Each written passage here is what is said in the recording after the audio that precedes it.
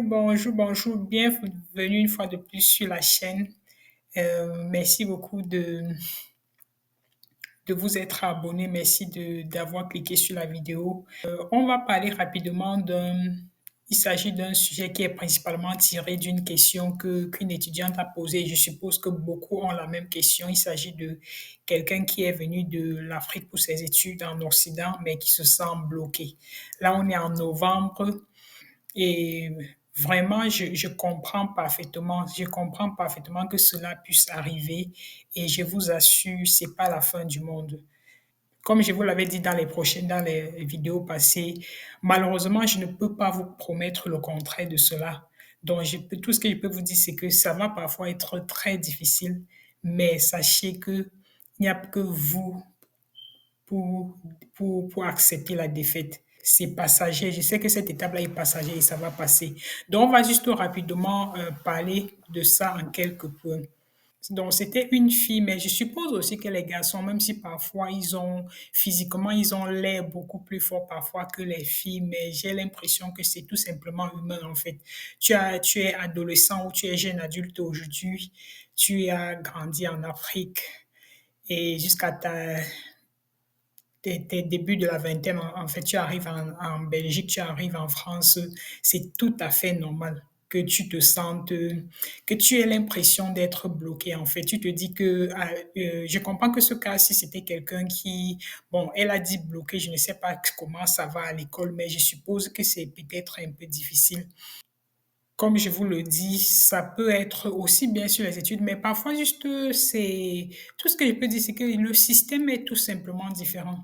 Parfois, ce n'est même pas parce que l'école est plus difficile, hein, c'est pas forcément à cause de l'école. Parfois, c'est juste que tu as changé de système, il y a ton corps, ton âme, en fait, ne s'adapte pas encore. Vous savez, il y a beaucoup de choses. Tu te connais, en fait, tu connais ta taille, tu connais ta corpulence, mais tu ne te connais pas forcément, en fait. Tu es plus profond que tu ne le penses. Donc, parfois, tu es exposé à certains environnements, tu ne sais pas forcément que ton âme ou ton corps rejette ça, en fait. Donc, je vais juste dire que c'est possible. Mais ne t'en fais pas, tu n'es pas du tout seul. Tu n'es pas du tout seul. Il y a certainement beaucoup qui sont dans des positions même plus difficiles que les tiennes. C'est juste que ils ne te le font pas savoir, quoi. Mais laisse-moi te dire que ce que tu ressens encore aujourd'hui, ça va être aussi, et si tu le décides bien, ça va être aussi plutôt un facteur positif pour t'aider toi-même à définir ton propre chemin, ton propre futur. Tu es vraiment tu as quitté l'Afrique, tu regrettes déjà de partir, mais je pense que c'est très très tôt de regretter. Tu es venu en Occident parce que tu cherchais quelque chose et je sais que là où tu es, il y a forcément ces opportunités-là qui vont s'ouvrir à toi. Elles ne vont pas forcément se montrer très rapidement, mais sois courageuse et je sais que ça va venir. Donc, parce que en premier, je pense qu'il faut tout d'abord accepter la situation. Donc, j'aime le fait que tu t'es ouverte, tu as voulu poser la question. C'est très, très, très important. Donc, si ça vous arrive, si vous vous en sentez, quand vous vous rendez compte que vous êtes bloqué, acceptez votre émotion, en fait. Acceptez votre émotion. Et parce que parfois, vous pouvez chercher à faire, vous voulez montrer une force, en fait, que vous n'avez pas. Et ça vous tue, en fait, de l'intérieur. Si vous sentez que c'est très fort, ouvrez-vous à quelqu'un et je vous conseille, surtout vous êtes en Europe, moi je conseille il y a les services sociaux. Si vous pensez que vous avez besoin de quelqu'un qui vous parle, qui vous remonte, parlez à vos proches qui sont même encore au Cameroun pour les personnes qui peuvent vous comprendre. C'est tout à fait humain de dire que vous vous êtes séparé de votre famille et puis vous vous sentez un peu perdu. Donc, parlez à vos proches et si vous pensez qu'ils ne peuvent pas vous comprendre, n'hésitez surtout pas de consulter le système médical parce que ces psychologues-là, ils ne sont pas là pour rien. Donc, ne pensez pas que si vous partez, on va soupçonner quelque chose. Non, vous êtes en France, toutes ces choses-là, c'est gratuit. Je suppose que vous avez déjà pris votre assurance maladie. Allez-y, prenez un rendez-vous, consultez un spécialiste, un médecin, dites-lui ce que vous ressentez. Je pense qu'ils vont vous diriger vers des systèmes où on peut vous remonter, en fait, où on peut vous donner des conseils positifs pour vous remonter. Et les autres phases vont être un peu plus, je vais dire, ça va t'inviter à un peu plus travailler sur toi. Donc, une fois que tu t'es ouverte à demander cette aide-là, à consulter un médecin, à parler aux amis, à t'ouvrir aux gens. Parce que bien évidemment, avant que je ne parle du deuxième point, je sais qu'il y a des personnes qui, avant de quitter l'Afrique, on leur a dit que oh, tous les Camerounais, tous les Tchadiens, tous les Ivoiriens en France ou en Belgique sont des voyous, ne vous rapprochez de personne. Non, ne faites pas ça. Euh, Quelqu'un vous a peut-être dit que dans la vie, il faut être caché pour réussir. Ça a son sens, mais ça ne s'applique pas sur tout. OK? Vous ne pouvez pas vivre seul dans la vie. Et si vous me dites que vous êtes dans une ville en France où vous ne pouvez pas trouver un ami ou une amie, en fait, ça veut dire que il faut que vous travailliez sur vous, en fait. Ce n'est pas question d'amis, c'est quelqu'un juste pour de voir quelqu'un à qui parler. Vous comprenez? Donc, tout le monde n'est pas mauvais dehors. Et sachez que vous aussi, vous n'êtes pas parfait non plus. De toutes les façons, ici, je ne vous demande pas de chercher des amis, mais je vous demande juste de vous faire entourer. C'est très important. Rapprochez-vous de l'Église, rapprochez-vous d'une communauté. Et pendant que vous ouvrez, vous sentirez qu'au fur et à mesure, cette tristesse va partir. Si jamais il y a un sujet de frustration particulier, parlez. OK? Donc, le deuxième point, ça va être à vous. Et là, c'est même la fin de l'année. Je pense que c'est le bon moment de le faire. Ça va être à vous de prendre, vous pouvez prendre des notes un cahier, par exemple, de votre journal, votre petit carnet journal, votre bloc-notes, par exemple. Vous vous demandez, posez-vous la question de savoir pourquoi est-ce que vous êtes venu pour faire ces études-là. Je suppose que vous n'avez pas voyagé juste parce que vous aviez vu les gens voyager. Vous êtes venu parce que vous voulez peut-être vous vouliez peut-être devenir telle chose ou telle autre. Vous vouliez accomplir certaines compétences, acquérir certaines connaissances. Prenez votre bloc-notes, soyez honnête avec vous, écrivez cet objectif, ce but pour lequel vous êtes arrivé. Vous avez fait le voyage. Une fois que vous l'avez écrit, mettez sur ça ce que vous aviez pensé être les moyens pour y arriver. Et demandez-vous alors quel est donc cet obstacle qui va vous empêcher d'en arriver là. OK? Donc, je dis ça parce que je vois dans la personne parle déjà de regretter pourquoi, la raison pour laquelle elle a voyagé. Écoutez, je ne veux pas être rude avec vous, mais je vais vous dire quelque chose. Si vous êtes un, entre guillemets, quitteur dans votre vie, vous n'allez réussir nulle part.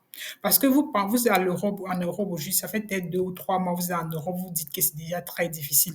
Je ne suis pas sûre qu'au Cameroun, en fait, ou bien là d'où vous venez, ou du Mali, ça va être plus facile si vous retournez aussi.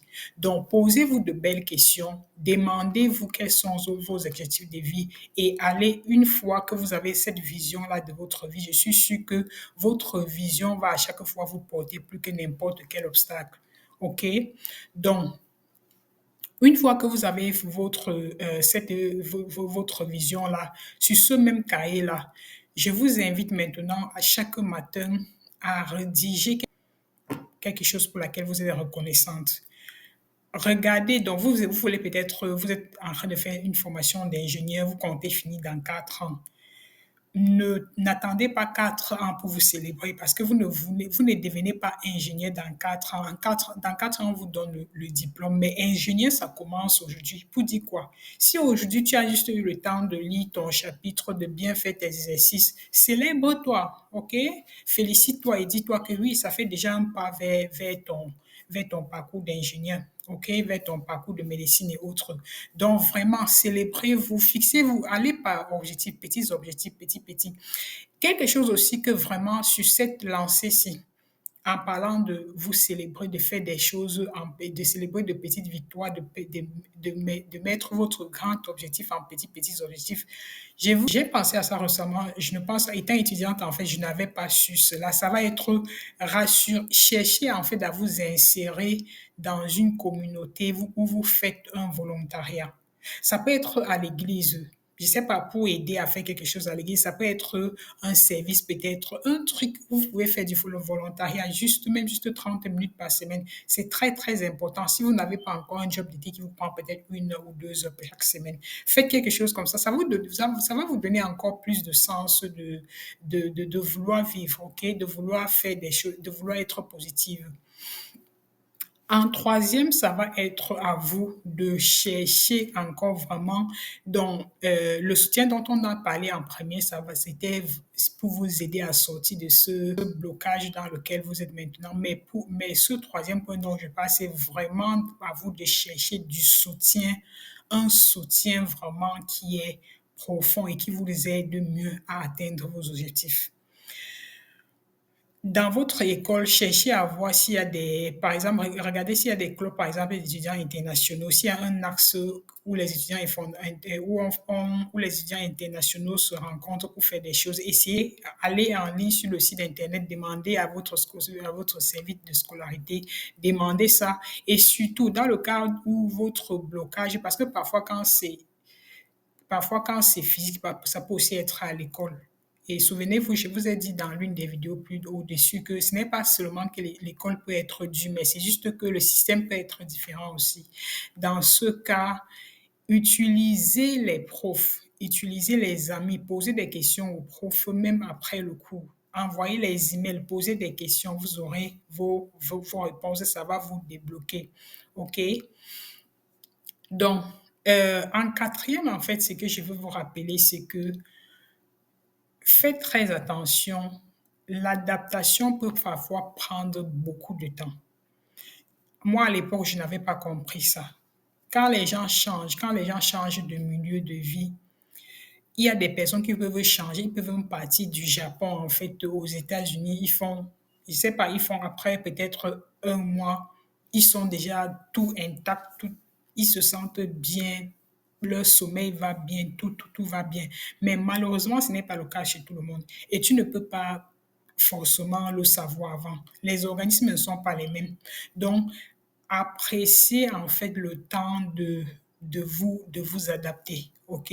Ça va arriver. Donc, comme je dis là, les systèmes d'aide dont on vous parle là et le fait d'être courageux, c'est très, très important.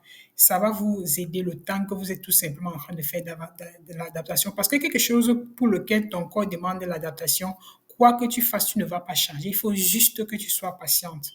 OK? Et en dernier, et quelque chose de vraiment très, très important, ça va être pour vous, ne pas oublier que vous êtes très, très important dans la vie. Ce que je dis là vraiment, c'est vraiment, s'il fallait que vous ne reteniez qu'une seule chose de cette vidéo, c'est ça. Donc, c'est que vous êtes absolument, vous êtes très, très, vous êtes unique dans cette vie, vous êtes vraiment très important. Et votre vie, elle est plus importante que n'importe quoi que vous faites. Donc, pour dire quoi, si vous pensez que vous êtes très absorbé, que si vous êtes très stressé, prenez du temps, asseyez-vous, reposez-vous. Vous n'êtes pas obligé d'être en train de lire quand vous ne vous sentez pas bien. OK? Donc, asseyez-vous et demandez-vous vraiment où est-ce que ça ne va pas. Si c'est la santé, consultez à l'hôpital. Si c'est vos pensées, essayez de voir là où vous fait aider. Si c'est à l'école, demandez les aides des profs ou bien des amis. Mais sachez que votre vie, en fait, est la plus importante. Donc, rassurez-vous que vous vous nourrissez bien, que vous dormez le minimum en fait que vous pouvez dormir pour votre santé, ok?